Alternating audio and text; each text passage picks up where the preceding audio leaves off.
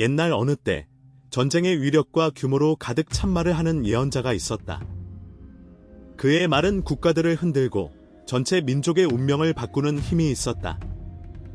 그가 말하면 땅의 왕국들은 경보에 잠기고 사람들의 운명은 순식간에 완전히 다른 방향으로 전환되었다. 먼 나라에서, 그들과 멀리 떨어진 곳에서 두려움과 걱정에 휩싸인 권력을 가진 사람은 자신의 자리를 찾지 못했다. 그의 심장은 더 빠르게 뛰고 바른 평화를 찾지 못했다. 그 앞에는 누구도 멈추거나 이길 수 없는 대군의 군대가 펼쳐졌으며 이들은 서서히 그의 국경에 다가오고 있었다. 이 이야기 속에는 평범한 나귀, 겸손한 동물, 무거운 짐을 지고 특별한 주목을 받지 않던 이 나귀가 나오는 특별하고 때로는 신비로운 사건이 일어난다.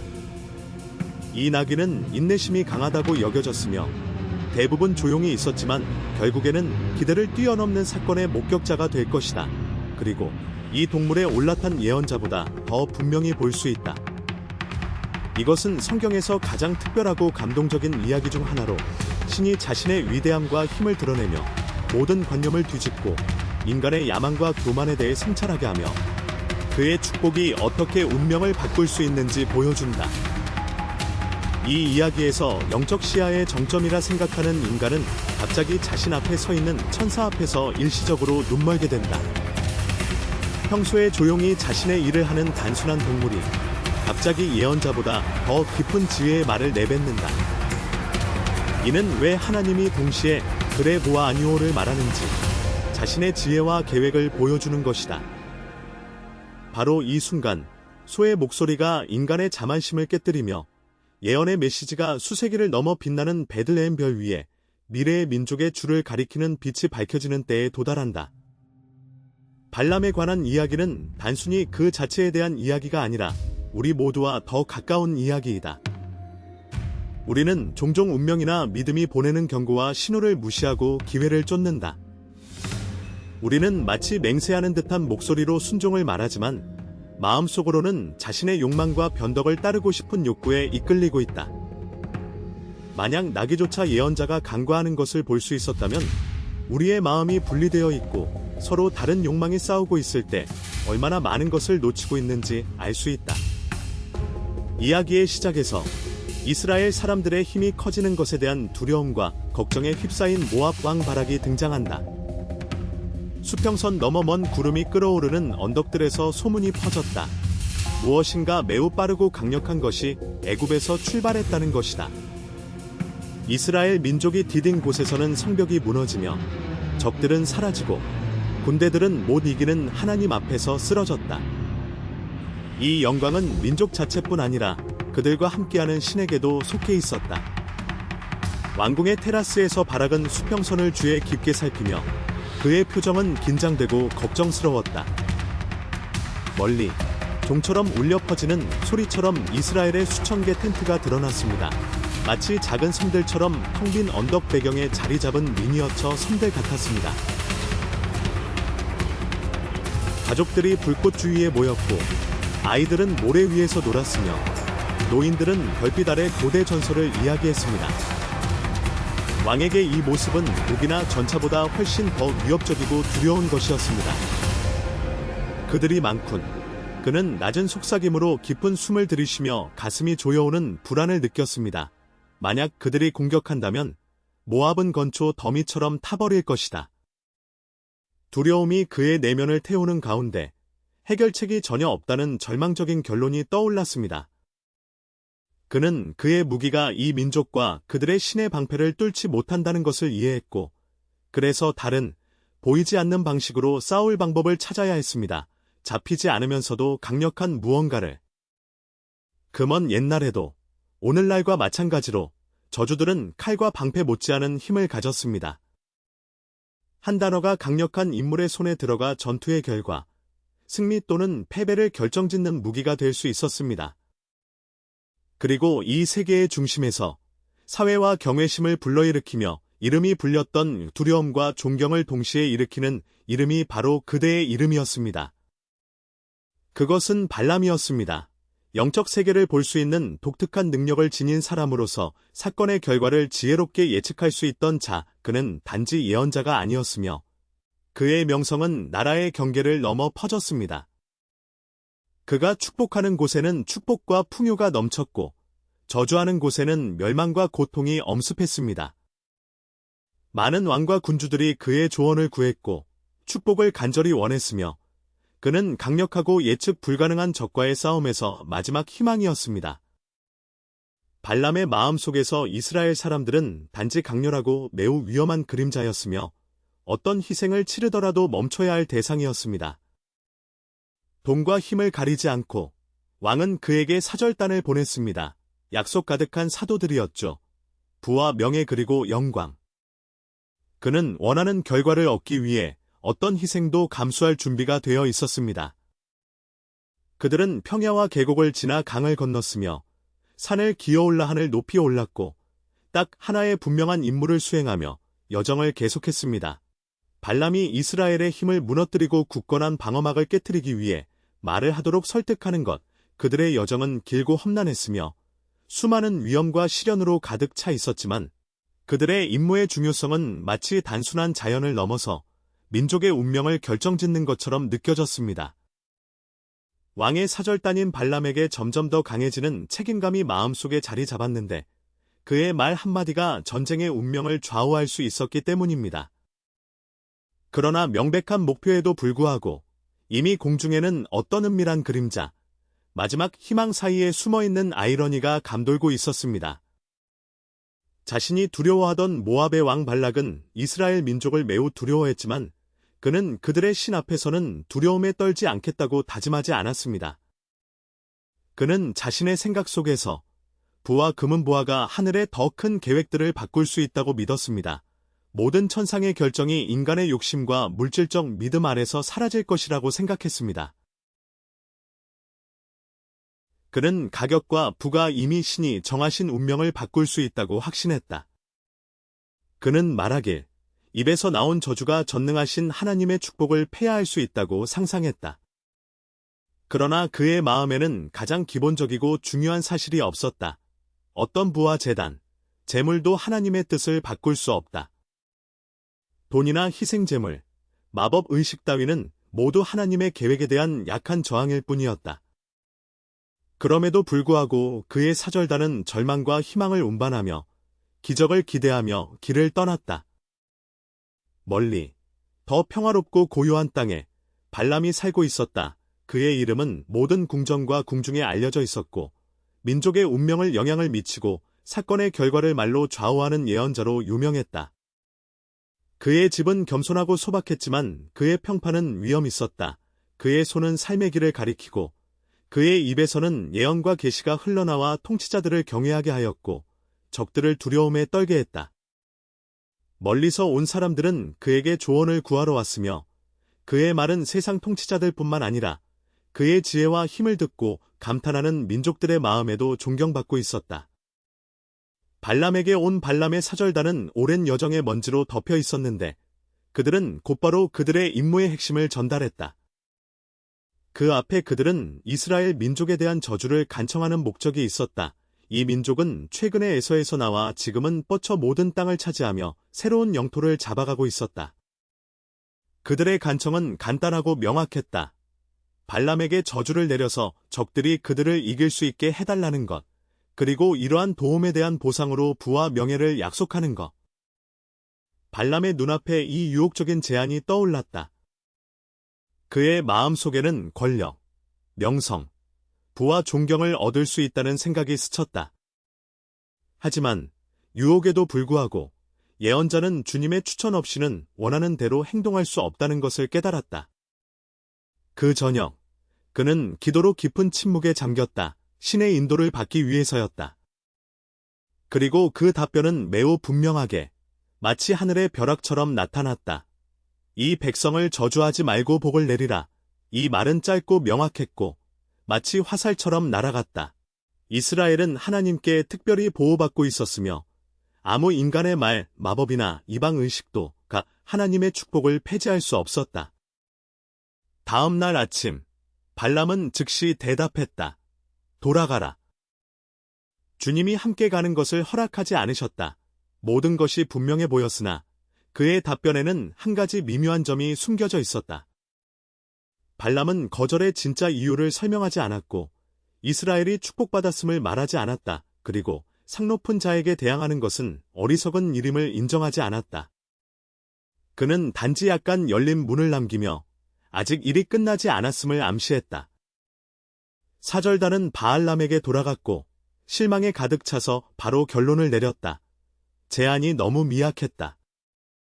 더욱 존경받고 권위 있는 대표자들을 보내야 했으며 더 많은 약속과 보상을 제공하는 것이 필요했다. 이것이 새로운 단계의 게임이 시작되었음을 의미했다. 그것은 선지자, 왕의 두려움, 하늘의 관찰이 함께 참여하는 전이었다. 이들은 사람들의 마음속에 숨겨진 것들이 무엇인지, 앞으로 어떤 일이 일어날 것인지를 드러내기 위해 준비된 자들이었다. 이 새로운 사절단은 권력과 명예의 상징인 귀족들, 영광과 명예를 입은 사람들이었으며 이전보다 더욱 빛나고 중요하게 도착했다. 그들은 단순한 말뿐만 아니라 약속, 협박, 엄숙한 약속이 섞인 눈부신 조합을 가져왔다. 이들의 손에는 단순히 말이 아니라 권위가 있었고 그들로부터 불안한 긴장감이 흘러나왔다. 그들은 발람을 위대한 선지자라고 부르며 왕의 요청을 거부하지 말라고 간청했고 그에게 동의만 해준다면 풍성한 보상을 약속했다. 그들의 말은 마치 열렬한 간절함과 희망이 가득한 요청처럼 들렸으며 발악은 불가능한 것을 간절히 바라는 듯 선지자가 국민을 저주하도록 애원하는 것 같았다.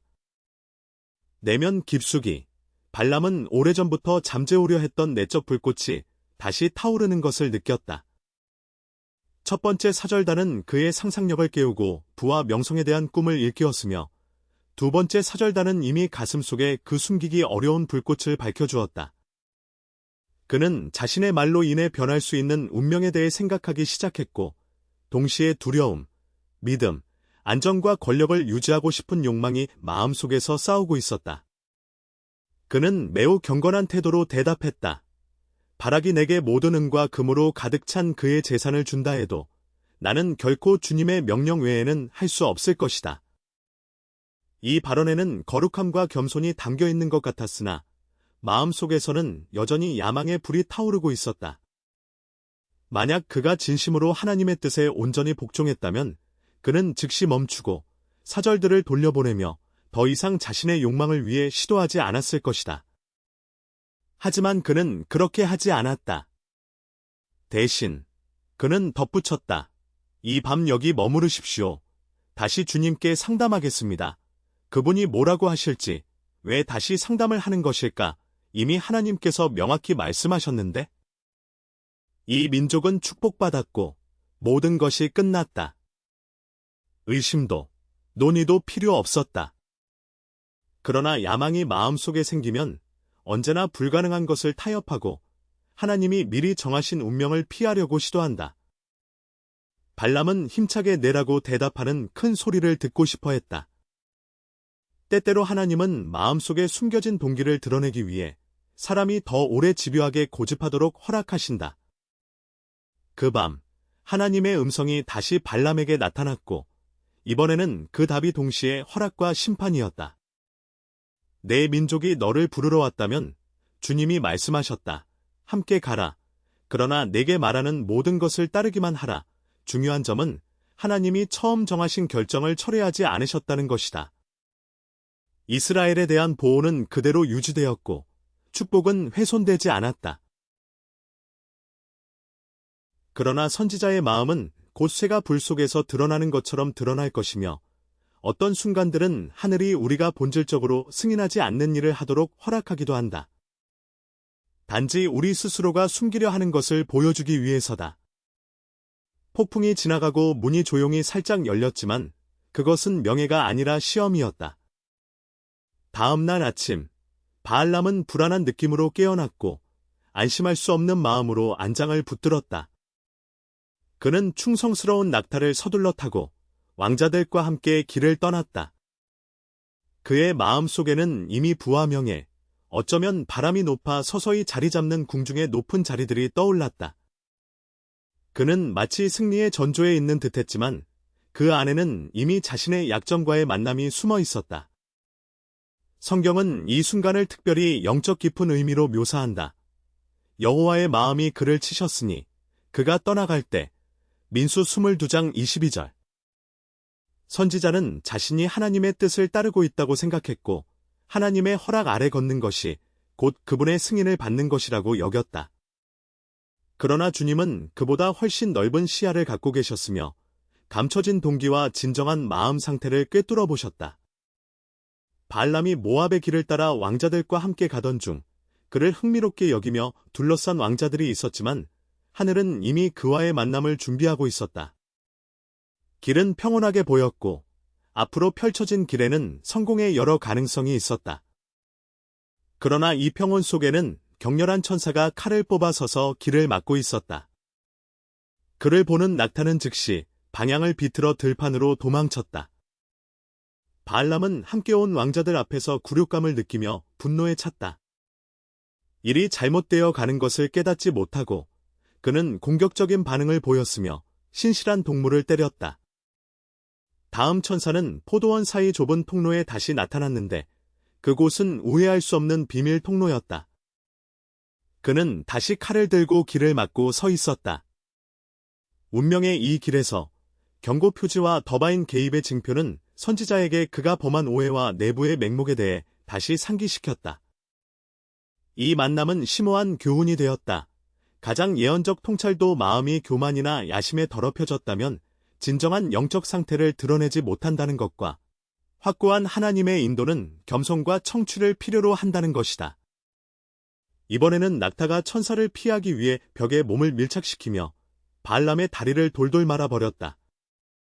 거룩한 사제는 고통과 분노에 휩싸여 몸부림치며 다시 동물을 때렸다. 다시 한번 좁은 길목에 서 있던 천사는 공격적이고 위협적인 빛으로 번쩍이는 칼을 들고 그 길을 가로막고 있었다. 낙타는 떨며 바알람 아래 땅에 엎드렸고 선지자는 눈멀 정도의 분노로 동물을 3번째 때렸다. 이 3번의 완전한 행동은 마치 신의 자비의 신호인 듯한 표징이었으며 예언자가 이를 전혀 알아차리지 못하고 완전히 지나쳐 버린 것이었다. 그리고 불행히도 그는 오로지 자신의 악에만 집중하여 이 모든 것을 눈치채지 못했지만 놀랍고 극히 불가능한 일이 일어났다. 바로 하나님께서 나귀의 입을 여셨다. 민수기 22장 28절에 기록된 부활절에 그가 일어나서 인간의 목소리로 말하기 시작하였다. 왜 3번이나 나를 치느냐? 이제는 단순하고 겸손하며 조용한 존재인 그가 무엇인가를 묻는 질문을 하였다. 왜 그렇게 무모하고 잔인하게 행동하느냐는 것이다. 그리고 분노와 경로에 사로잡힌 발람은 상황의 불합리성을 깨닫지 못한 채 대답하였다. 왜 나를 조롱하느냐? 만약 내게 칼이 있었다면 이미 너를 죽였을 것이다. 그러나 그 동물은 놀라우리만치 단순함과 논리로 반응하며 말했다. 나는 단순히 내 나귀일 뿐이냐? 너가 언제나 신뢰하던 그 존재 아니냐? 내가 이전에 그런 짓을 한 적이 있느냐? 발람은 평온하고 자신감 있게 대답하는 동물의 모습에 당황하고 충격받으며 이 우스꽝스러운 상황 뒤에 누군가 또는 무엇인가 매우 중요한 비밀이 숨어 있음을 깨닫기 시작하였다. 그 순간 하나님은 예언자의 눈을 뜨게 하고 멸망에서 구원하기 위해 다시금 나귀의 입을 열고 그의 목소리를 분명하고 또렷하게 들리게 하셨다. 왜 3번이나 나를 치느냐? 나는 너와 대적하려고 왔다. 내 길이 내 앞에 부정했기 때문이다. 나는 너를 본다. 만약 내 서투른 방어가 길을 가로막지 않았다면 나는 이미 너를 죽였을 것이며 그것을 지켜주었을 것이다. 그녀는 너보다 더 통찰력이 있었기 때문에 나를 보았기 때문이다. 나는 너 앞에 서 있는 주님의 천사를 칼을 든 채 단호한 눈빛과 엄숙함으로 무장을 하고 강력한 힘을 행사할 준비가 된 모습을 보았다. 나는 이 모든 것을 내 섬세한 직감과 감성 덕분에 알게 되었으며 바로 그것이 위험을 감지하고 경고한 것이다라면서 말했다. 이 계시는 발람을 깊은 영혼의 충격에 빠뜨렸다. 그 순간 분노에 눈멀어 하나님의 가르침과 계명을 잊어버린 예언자가 세 가지 투명한 경고를 거부하는 바로 그 순간 진정한 지혜와 명료함의 풍경이 그 앞에 펼쳐졌다. 그때까지 순종적이고 어리석다고 여겨졌던 나귀가 그의 눈에는 하나님의 목소리로 신성한 자비와 지혜의 표상으로 자리 잡기 시작했다. 떨리고 몸서리친 발람은 고백하였다. 내가 죄를 지었소. 내 앞에 계신 분이 하나님인 줄 몰랐소? 내가 한 행동이 당신을 속상하게 하거나 모욕했다면 기꺼이 물러서서 돌아가겠소. 그러나 바로 그 순간 하나님의 목소리가 예언자의 마음속 깊이 선명하고 단호하게 들렸다. 이 사람들과 함께 가거라. 그러나 내가 너에게 말하는 것만을 하여라. 이제는 자신감 넘치는 마법사와 예언자가 아닌 자신의 불신과 실수를 깨달은 인간으로서 그는 모압으로 향하였다. 그의 마음에는 더 이상 자신이 영적 세계의 주인인 것이 아니었으며 만약 달리 행동했다면 하나님의 분노에 얼마나 가까이가 있을 수 있었는지에 대한 깨달음이 자리 잡고 있었다. 그에게 보여줄 것이 모아산 언덕에서의 경관은 훨씬 더 웅장하고 의미심장하게 느껴질 것이었다. 그들이 모아산 고지대에 도달했을 때 길은 여전히 뜨겁고 먼지 투성이의 초원지를 통해 이어지고 있었다. 마른 땅과 불안한 기운의 냄새가 배어든 따뜻한 바람이 걱정의 안개를 간신히 걷어내고 있었다. 모아 왕인 발락은 이스라엘의 접근 소식을 듣자마자 두려움을 감추지 못했고 그 마음속에는 불안의 불이 타오르고 있었다. 그들이 가진 힘과 땅과 가까워질수록 재앙이 닥칠 것만 같았다. 예언자가 도착했을 때 왕은 그에게 이스라엘 군대를 한눈에 볼 수 있는 곳, 태양 아래 하얀 색깔의 텐트들이 파도처럼 펼쳐진 모습을 갑작스럽게 보여주었다. 그 모습은 인상적이면서도 두려움을 자아내어 강력함과 불패의 이미지를 만들어냈다. 그 군대는 마치 거대한 바다처럼 언덕 아래에 펼쳐진 것 같았고 텐트들은 햇빛을 받아 마치 바다의 파도처럼 일렁이고 있었다.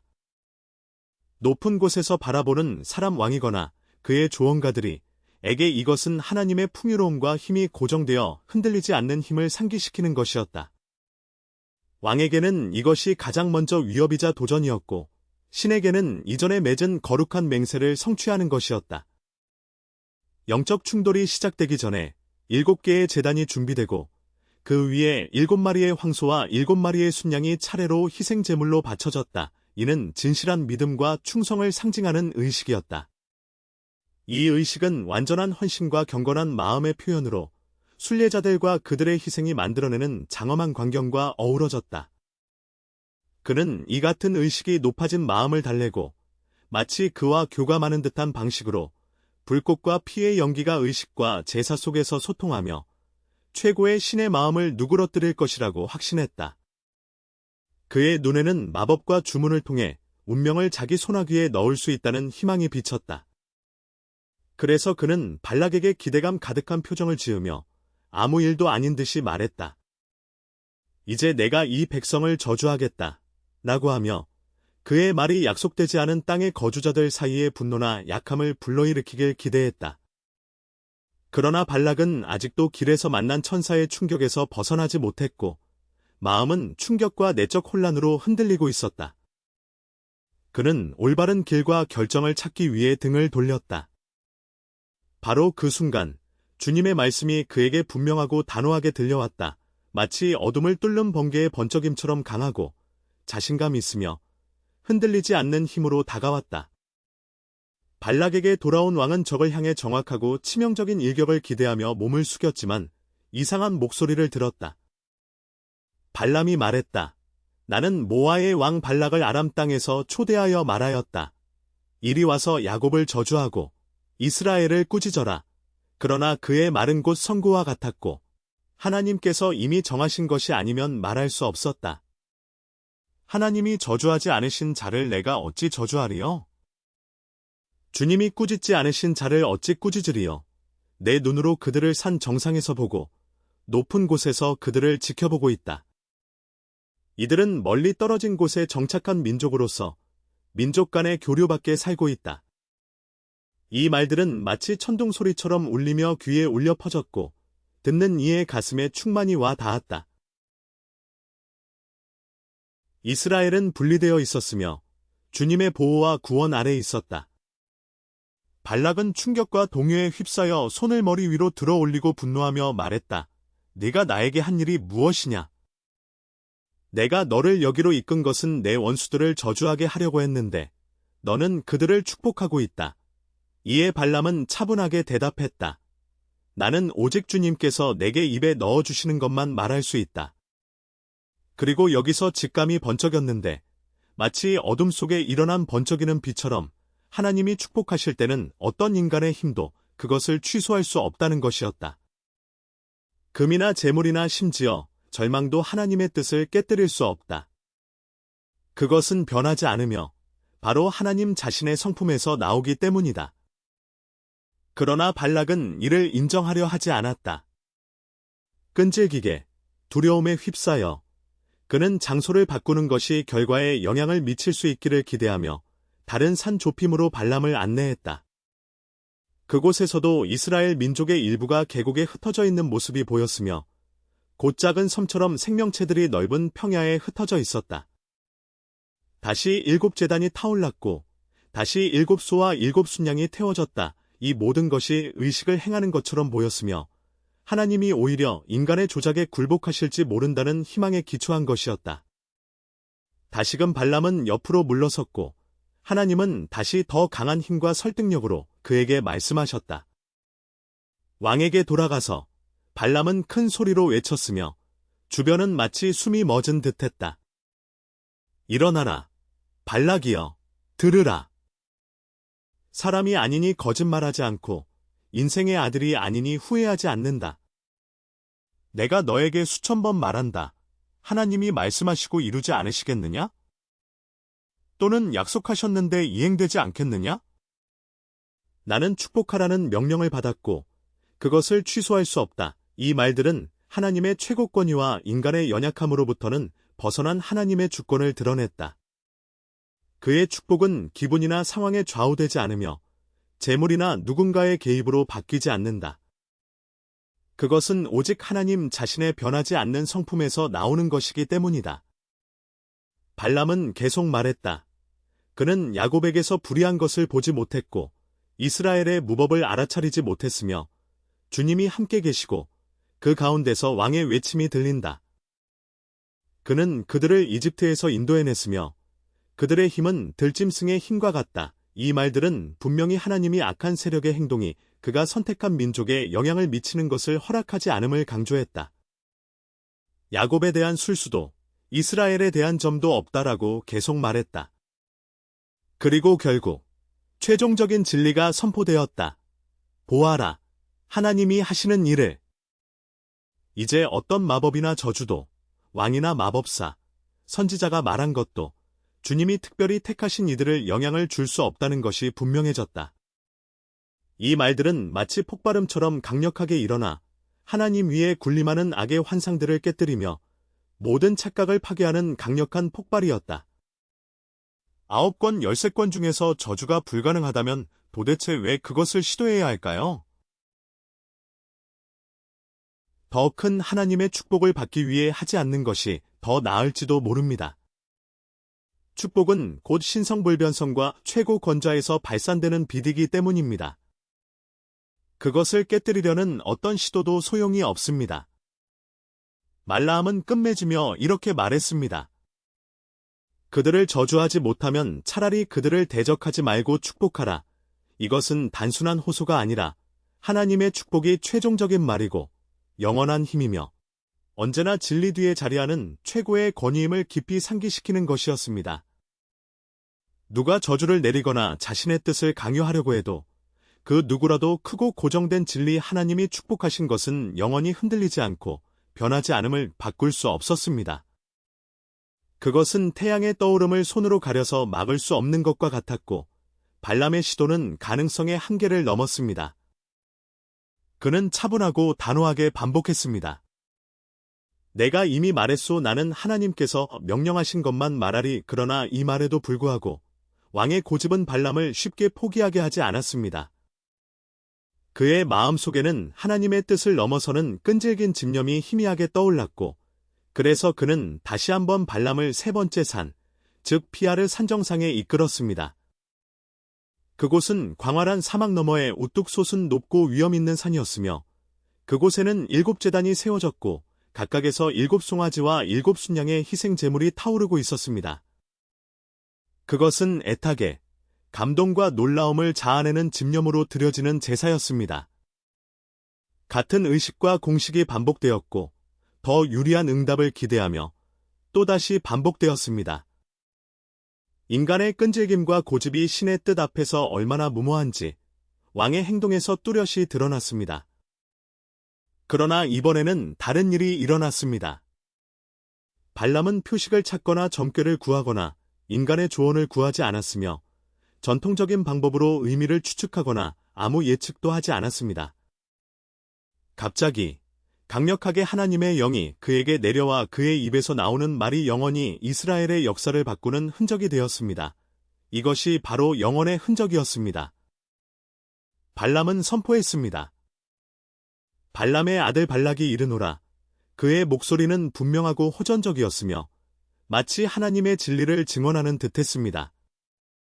이것은 눈이 뜬 선지자의 목소리였고 그는 하나님의 말씀을 듣고 전능자의 환상을 목격하며 초월하여도 깨어있고 맑은 정신을 유지하는 이였습니다.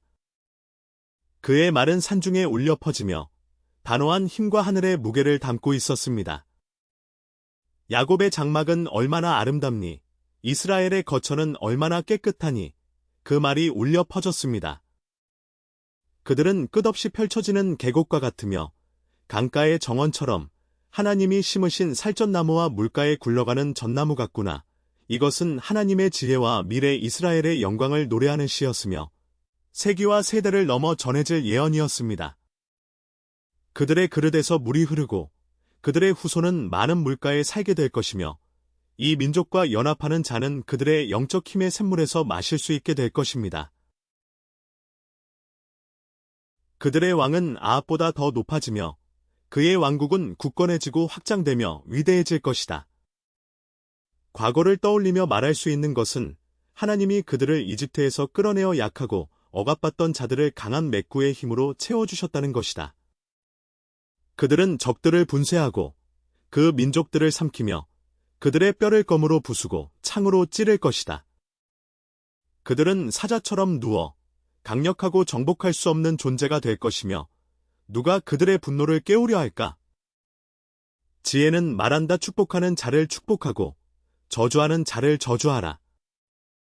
이것은 단순한 민족의 서약이 아니었다. 그것은 아브라함의 언약을 상기시키는 것이었으며 민족들 마음속에 울려 퍼졌던 영원한 약속들의 메아리였다. 마치 하늘의 메시지처럼 인간의 운명과 신성한 섭리에 걸쳐있던 그것은 반복해서 돌아오며 믿음을 강화하고 높였다. 그리고 마침내 모든 말이 이미 밝혀지고 명확하다고 여겨질 때 하늘은 마치 마지막 말을 미래에 남기기 위해 유보한 듯 진리의 최종 목소리를 준비했다.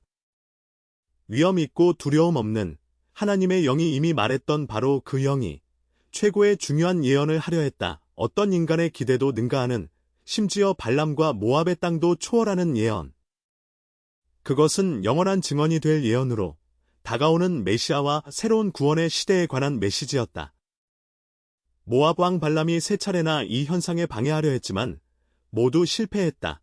제사를 드리고 제단을 세우며 희생을 바쳤지만 모든 것은 그가 돌이킬 수 없는 축복의 형식으로 들려졌다.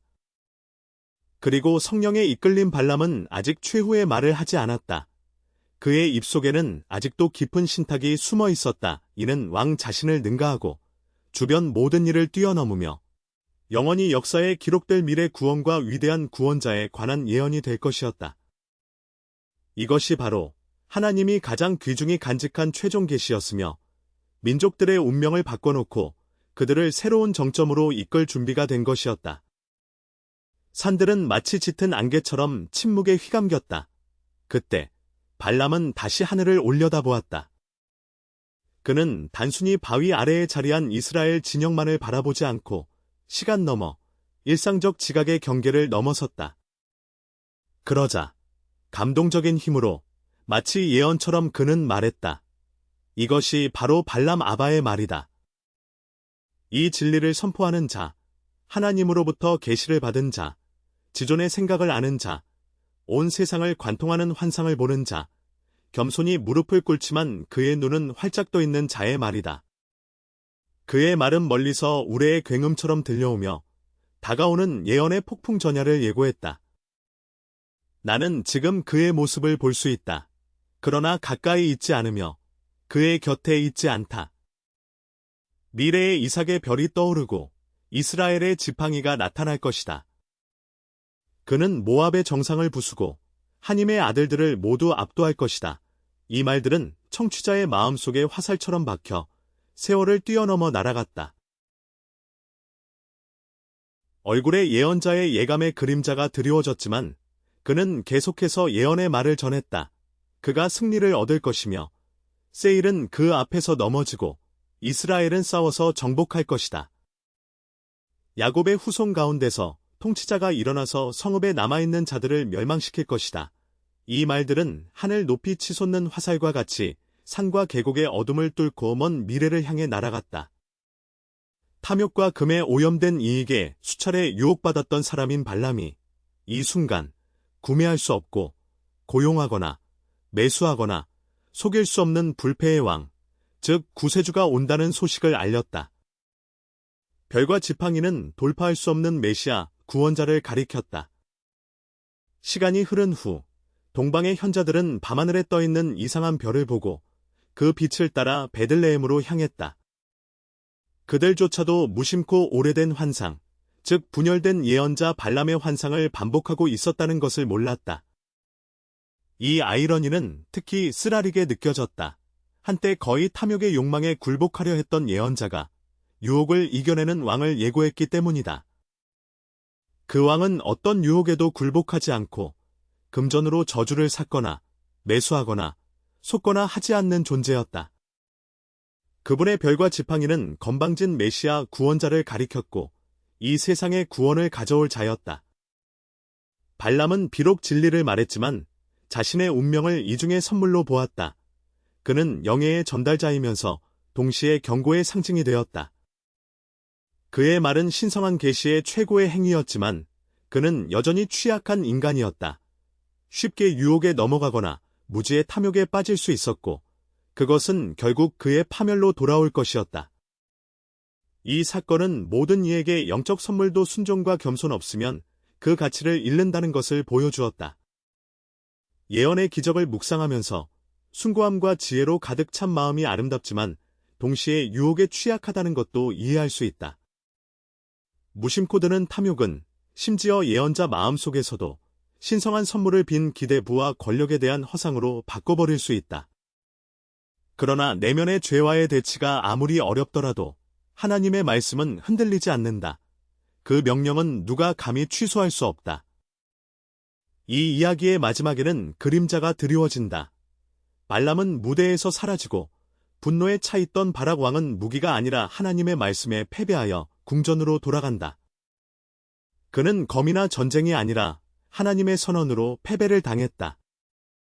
예언에서 예언했고 이미 미래를 밝힌 별과 지팡이는 빛나고 있었으며 어떠한 것도 그 시련을 멈추지 못했다. 돌아오는 길의 이 교훈은 모두의 마음속에 깊이 새겨졌다. 권력을 향한 욕망에 이끌린 지혜로운 예언자, 자신의 권력을 두려워하는 왕, 보지 못하는 것을 볼 수 있는 망아지 같은 눈먼 짐승, 그리고 칼을 든 천사의 모습이 모두 하나의 진리를 상기시켰다. 하나님의 음성은 어느 오만함이나 무시도 뚫고 지나갈 수 있다. 이 문자들은 신성한 개입에 흔들리지 않는 본질을 빛내며 가장 강력한 왕국조차도 주님께 축복받은 것을 바꾸지 못한다는 것을 보여줍니다. 이 이야기는 거룩한 말씀과 하나님의 약속이 인간이나 상황에 의해 취소될 수 없는 불변의 진리임을 보여주는 본보기입니다. 발람은 스스로 계획했던 악을 이루지 못하고 저주가 아니라 축복을 들었던 사람이고 그의 모든 개입은 하나님의 뜻을 거스르려는 시도였으며 금지령을 피하고 이익을 얻으려는 욕망에서 비롯되었습니다. 그러나 그의 행동은 결국 이스라엘의 미래와 곧 모든 민족 위에 다스릴 왕에 관한 운명적인 예언을 들게 하였고 이는 곧 하나님께서 모든 것을 통제하고 있음을 분명히 보여줍니다. 이 신성한 계획에 저항할수록 우리의 참된 위치를 보여주는 주님께서 모든 것을 쥐고 계심을 더욱 분명히 알게 됩니다. 이 점에서 우리의 삶은 종종 자기 행동을 비추는 살아있는 거울과 같습니다. 우리가 발람처럼 행동하는 일이 얼마나 많습니까? 하나님 앞에서 침묵하며 듣는 척하면서 동시에 자신의 의도를 승인받기 위해 참된 목표를 감추지 않고 드러내며 원하는 바를 이루려 하는 경우가 많지 않습니까? 우리가 이미 하나님이 분명히 길을 막았거나 불합리하다고 보여준 길을 뚫으려 하려며 그가 보여준 길을 반복하지 않는다고 할 수 있습니까? 이의 상징은 그의 나귀의 자세입니다. 그의 무례함과 침묵하는 불복종에도 불구하고 나귀는 자신이 인식하지 못하는 영적 환경과 영적 현실을 발견하게 해주었습니다. 무례하게 보이는 그 동물의 목소리야말로 하나님의 교정과 상기시킴의 도구가 되었으며 오직 하나님만이 진정한 권세를 가지시며 인간의 노력은 그분의 인도 없이는 허무한 시간 낭비임을 상기시켰습니다. 발람 자신은 주님이라는 말을 하는 것도 곧바로 순종하는 것이 아니며 중요한 것은 겉모습의 기도나 이름 부르기가 아니라 행동과 마음 속에서 드러나는 참된 순종임을 보여줍니다. 별과 지팡이의 예언이 바로 발람의 입을 통해 나온 것은 곧 미래의 왕, 즉 예수 그리스도를 가리키며 그는 세상 통치자들과 달리 어떤 환경이나 정치적 술책, 부, 혹은 인간의 야심에도 흔들리지 않는 강력한 권세를 가지고 계십니다. 그는 이스라엘에서 떠오른 빛이며 잠시의 세속적 연결을 뛰어넘어 영원히 다스리시는 분입니다. 그의 왕국은 끝이 없으며 시간이나 공간의 제약이 없습니다. 그에게 전적인 신뢰는 어떤 세상의 힘도 훼손하거나 무력화할 수 없는 신성한 축복의 보호 아래에 있다는 의미입니다. 이 이야기가 당신의 마음을 울렸다면 나중으로 미루지 말고 곧 생각해보세요. 자신의 욕망과 동기를 주의 깊게 살펴보세요. 혹시 발람처럼 하나님의 계획을 바꾸거나 자신의 이기적 목적을 위해 은혜를 이용하려 하는 길을 걷고 있지는 않은지 점검해보세요. 하나님의 뜻에 맞게 자신의 삶을 조정하고 선지자가 말한 왕의 권세 아래 온전히 자신을 드리십시오. 이 메시지는 여러분만의 것이 아닙니다. 이것을 영적인 어둠 속에서 아직 잠들어 있는 이들과 나누어 주세요. 깨달음과 새로움을 필요로 하는 이들에게도. 만약 성경을 더 깊이 연구하고 싶거나 하나님의 말씀을 이해하려 한다면 우리와 함께 하시기 바랍니다. 여기서 우리는 꾸밈 없고 거짓 없는 진리, 타협과 일탈 없이 말씀을 전합니다. 결국 발람의 이야기는 단순한 고대 이야기나 역사의 한 페이지가 아니라 하나님의 뜻은 변하지 않으며 그 말씀은 진리이고 그 축복은 영원히 지속된다는 생생한 상기입니다. 우리는 기억해야 합니다. 하나님의 뜻은 항상 이기는 것이며 그 말씀은 영원히 남아있고 그 축복은 인생과 희망의 원천으로서 세상의 시련과 시험에도 결코 마르지 않는다는 것을